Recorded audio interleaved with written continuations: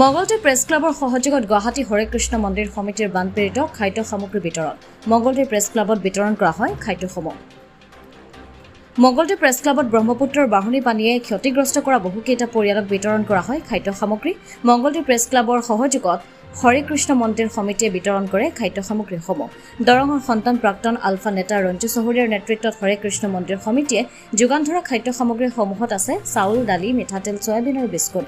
মঙ্গলদৈত বান পৰিস্থিতি ৰিপিট মঙ্গলদৈত বান পৰিস্থিতি কিছু উন্নত হৈছে যদিও বৰ্ণাঢ্যৰ দুখ দুৰ্দশাৰ যিহেতু অন্ত পৰা নাই, সেয়েহে বানপীড়িত ৰাইজৰ প্ৰয়োজন হ'লে আৰু খাদ্য সামগ্ৰী যোগান ধৰা হ'ব বুলি জানিবলৈ দিছে প্ৰাক্তন আলফা নেতা ৰঞ্জু চহৰীয়াই।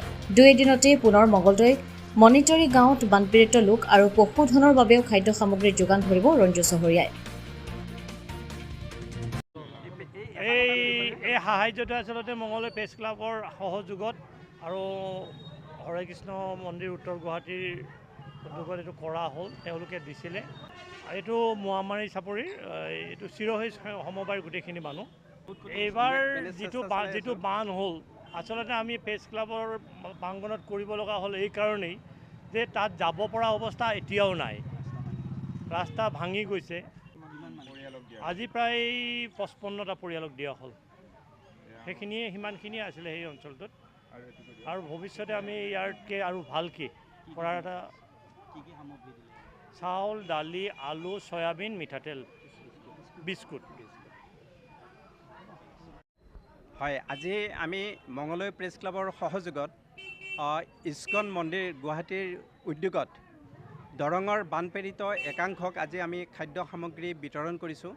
আমাৰ প্ৰেছ ক্লাবৰ সদস্যসকল বানপানীৰ সময়ত বিভিন্ন অঞ্চলত পৰিভ্ৰমণ কৰি বানৰ বিভীষিকা দেখিছে।